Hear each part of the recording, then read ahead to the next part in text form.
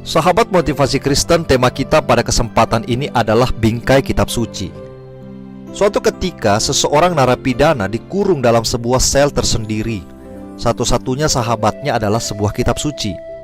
Ia kemudian mempelajari kitab itu dengan saksama, dengan tekun selama beberapa tahun.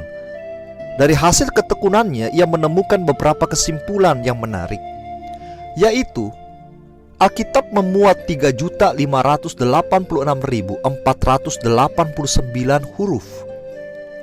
Ada 773.692 kata. Memuat 31.173 ayat. Ada 1.189 pasal. Memuat kata dan sebanyak 46.277 kali. Ayat yang terletak tepat di tengah kitab suci adalah ayat 8 dari Mazmur 118.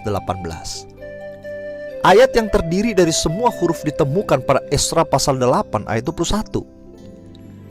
Ayat terpanjang adalah Ester 8 ayat 9, dan ayat terpendek adalah Yohanes 11 ayat 35. Sahabat motivasi Kristen, kita mungkin tercengang dan mengagumi narapidana ini.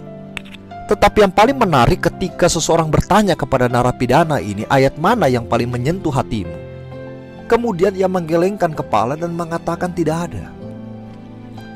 Itu sebabnya Yohanes pernah menuliskan di dalam Yohanes 5 ayat 39-40. Kamu menyelidiki kitab-kitab suci sebab kamu menyangka bahwa olehnya kamu mempunyai hidup yang kekal. Tetapi walaupun kitab-kitab suci itu memberi kesaksian tentang aku, namun kamu tidak mau datang kepadaku untuk memperoleh hidup itu.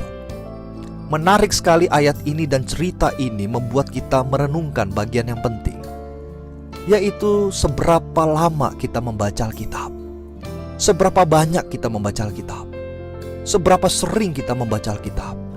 Tetapi apakah firman itu hidup dalam hidup kita? Kita bisa belajar Alkitab dengan begitu banyak, kita mendengarkan firman berkali-kali, tetapi apakah ada yang menyentuh hidup kita untuk membuat kita serupa dengan Kristus? Baiklah, setiap kali kita membaca Alkitab, berdoalah pada Tuhan, Tuhan berikan aku kerendahan hati, dan biarlah aku mendengarkan suaramu, apa yang Engkau ingin aku lakukan di dalam kehidupan ini. Sampai ketemu kembali, saudara motivasi Kristen.